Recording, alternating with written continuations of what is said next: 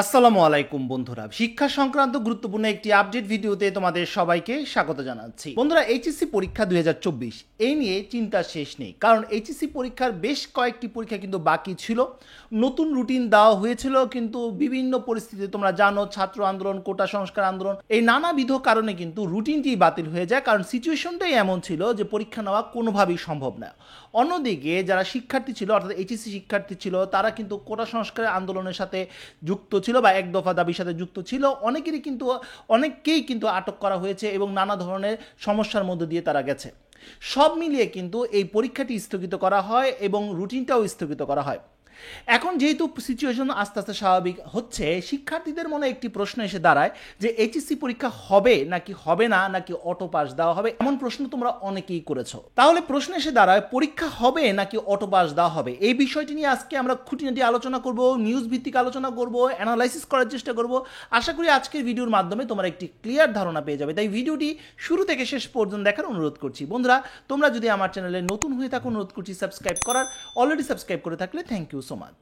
চলো শুরু করা যাক। বন্ধুরা, এখানে দুটি বিষয় রয়েছে। একটি হচ্ছে পরীক্ষা হওয়ার সম্ভাবনা কতটুকু এবং এটার সাথে কি কি ফ্যাক্টর জড়িত রয়েছে। অন্যদিকে হচ্ছে অটো পাস দেওয়ার সম্ভাবনা কতটুকু এবং সেটার সাথেও কি কি ফ্যাক্টর জড়িত রয়েছে।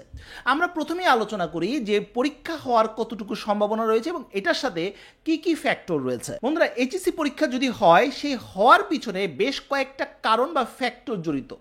বর্তমানে সিচুয়েশন এবং ফ্যাক্টরগুলো নিয়ে আলোচনা করি। প্রথম যে বিষয়টি রয়েছে সেটি হচ্ছে এইচএসসি পরীক্ষার যে প্রশ্নপত্র ছিল, যেগুলো নেওয়ার কথা ছিল, সেই প্রশ্নপত্র কিন্তু ইতিমধ্যে পুড়ে গেছে এবং সাথে উত্তরপত্র কিন্তু পড়ে গেছে। এখানে উত্তরপত্র কিন্তু যে এর সাথে যে খাতাগুলো আসে, তো প্রশ্নের সাথে যে খাতাগুলো আসে, সেই খাতাগুলোও কিন্তু পড়ে গেছে। এই সংক্রান্ত যে নিউজ এসেছিল সেটাও এক নজর আমরা দেখিনি, তারপর বিশ্লেষণ করি। বন্ধুরা, কালের কণ্ঠে একটি নিউজ দেখতে পাচ্ছ, এটা 6 আগস্টের নিউজ। সেখানে বলা হয়েছে প্রশ্ন পুড়ে গেছে, 11 আগস্টের এইচএসসি পরীক্ষার হচ্ছে না। এখানে কিন্তু বিস্তারিত নিউজটি বর্ণনা করা হয়েছে এবং সেখানে কিন্তু বলা হয়েছে যে যে তোমাদের যে এইচএসসি পরীক্ষার যে প্রশ্ন ছিল, সেই প্রশ্নগুলো কিন্তু বিভিন্ন থানাতে রাখা ছিল এবং সিকিউরড অবস্থায় ছিল। তোমরা জানো যে গভর্নমেন্ট ফল করার সাথে সাথে বিভিন্ন থানায় কিন্তু আক্রমণ হয়েছে এবং সেখানে কিন্তু অগ্নিসংযোগও করা হয়েছে, যার কারণে কিন্তু এই প্রশ্নপত্রগুলো পুড়ে গেছে এবং উত্তরপত্র অর্থাৎ খাতাগুলোও কিন্তু পুড়ে গেছে। এখন বোর্ডের কাছে কিন্তু একটি বড় চ্যালেঞ্জ, সেই প্রশ্নগুলো কিন্তু আবার নতুনভাবে ছাপাতে হবে, কারণ সেগুলো কিন্তু এক্সপোজ হয়ে গেছে। তো এটা কিন্তু খুব বড় একটি চ্যালেঞ্জ। এটা হচ্ছে প্রথম ফ্যাক্টর। দ্বিতীয় বিষয়টি হচ্ছে এখনো পর্যন্ত কিন্তু থানাগুলো ওপেন হয়নি, আর ওপেন কিছু কিছু জায়গায় হলেও সেখানে কিন্তু কার্যক্রমগুলো কিন্তু ফুললি শুরু হয়নি। এটাও কিন্তু একটি বড় চ্যালেঞ্জ, কারণ এই এইচএসসি পরীক্ষার পুরো কার্যক্রমে কিন্তু থানার সম্পৃক্ততা রয়েছে। এটা গেল দ্বিতীয় ফ্যাক্টর। তৃতীয় ফ্যাক্টরটি হচ্ছে বিভিন্ন অঞ্চলে কিন্তু এইচএসসি পরীক্ষা সঠিকভাবে হওয়ার জন্য কিন্তু ম্যাজিস্ট্রেটরা দায়িত্ব পালন করে। এই ম্যাজিস্ট্রেটরাও কিন্তু এখনো পর্যন্ত কর্মস্থলে যোগ দেয়নি বা এখানেও কিন্তু কিছু জটিলতা রয়েছে, যার কারণেও কিন্তু একটি কমপ্লেক্স সিচুয়েশন রয়েছে। পাশাপাশি শিক্ষা প্রতিষ্ঠান খোলা এবং অন্যান্য বিষয়গুলো কিন্তু এটার সাথে সম্পৃক্ত রয়েছে। এর সাথে সবচেয়ে বড় বিষয় হচ্ছে অন্তর্বর্তীকালীন সরকারে যে উপদেষ্টা রয়েছেন, তারা কিন্তু মাত্র তারা জয়েন করলেন, তারা কিন্তু মাত্র শপথ নিলেন এবং গঠিত হলেন এবং তারা কিন্তু এখন বিভিন্ন মিনিস্ট্রি রয়েছে এবং পরীক্ষার সাথে সম্পৃক্ত যে অফিসগুলো রয়েছে বা প্রতিষ্ঠান বা ব্যক্তিগুলো রয়েছে, তাদের সাথেও কিন্তু তারা বসবে এবং এরপর তারা সিদ্ধান্ত নেবে। এই সব কিছু যখন পজিটিভ হবে, তখনই কিন্তু এইচএসসির ব্যাপারে একটি সিদ্ধান্ত আসবে।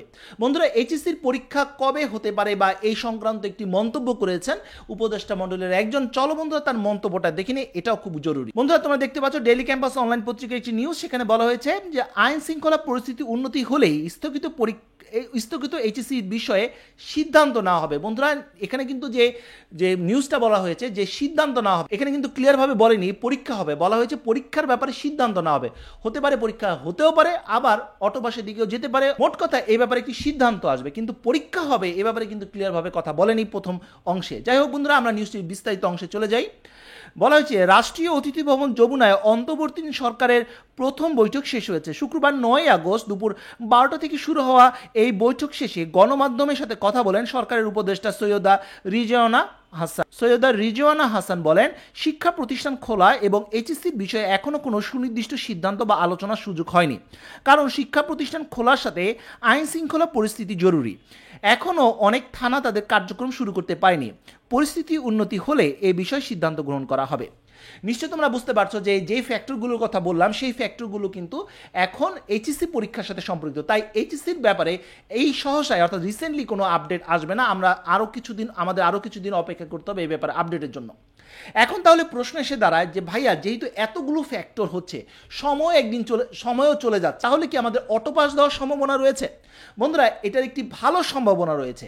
যত বেশি সময় অতিক্রান্ত হবে, যত বেশি সময় পার হবে, তত কিন্তু অটো পাসের একটি সম্ভাবনা থাকবে। কারণ তোমরা জানো এইচএসসি পরীক্ষা যদি লেট হয় তাহলে কিন্তু এর সাথে সাথে বিশ্ববিদ্যালয়ে ভর্তি পরীক্ষাগুলো কিন্তু লেট হবে। আর তোমরা জানো প্রতিটি বিশ্ববিদ্যালয়ে কিন্তু একটি একাডেমিক ক্যালেন্ডার রয়েছে, তাই এখানে কিন্তু দেরি হওয়াটা খুবই চ্যালেঞ্জিং। আমরা হয়তোবা তোমাদের মনে আছে যে কোভিড-19 যখন পরিস্থিতি ছিল তখন কিন্তু এই সিচুয়েশনটাই ছিল যে পরীক্ষা নেওয়া যাচ্ছিল না, তখন কিন্তু শেষ পর্যন্ত অটো পাস দেওয়া হয়েছিল এবং পরবর্তীতে অটো পাসের যে রেজাল্ট সেই রেজাল্টের মাধ্যমে কিন্তু ভর্তি পরীক্ষা নেওয়া হয়েছিল। যদিও অটো পাসের সুবিধা অসুবিধা দুইটাই রয়েছে। এখন প্রশ্ন আসতে পারে তাহলে যদি অটো পাস দেওয়াই হয় তাহলে কি সব সাবজেক্টই দিবে? না, সব সাবজেক্ট দিবে না, কারণ যে সাবজেক্টগুলো পরীক্ষা ইতিমধ্যে হয়ে গেছে, নাম্বারিং এসে পড়েছে বোর্ডে, সেগুলোর তথ্য নিশ্চয়ই বোর্ডের কাছে রয়েছে, সেগুলো দেওয়ার সম্ভাবনা কম। যে সাবজেক্টগুলো হয়তো পরীক্ষা হয়নি সেগুলো দেওয়ার পসিবিলিটি থাকবে।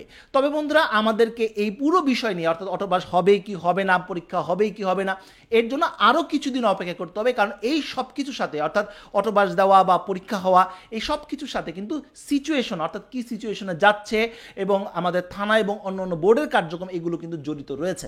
তাই আমাদের আরও কিছুদিন অপেক্ষা করতে হবে। তাই তোমাদেরকে বসে থাকলে চলবে না, তোমাদের কিন্তু প্রস্তুতি চালিয়ে যেতে হবে। এখন তোমরা যদি অনেকেই মনে করো যে ভাই অটো পাসই হয়তো বা দিয়ে দিবে আর পড়ালেখার প্রয়োজনীয় বিষয়টি কিন্তু এখনও কিন্তু পেন্ডিং রয়েছে, কিন্তু এখনও পর্যন্ত নির্দিষ্ট না, পরীক্ষা হওয়ার কিন্তু সম্ভাবনাও রয়েছে। তাই অবশ্যই তোমাদের পড়ালেখাটা চালিয়ে যেতে হবে। আর যখনই কোনো আপডেট পাবো ইনশাআল্লাহ আমি তোমাদেরকে জানিয়ে দিব। তোমাদের শুধু একটি কাজই করতে হবে, আমার চ্যানেলটি সাবস্ক্রাইব করে রাখতে হবে।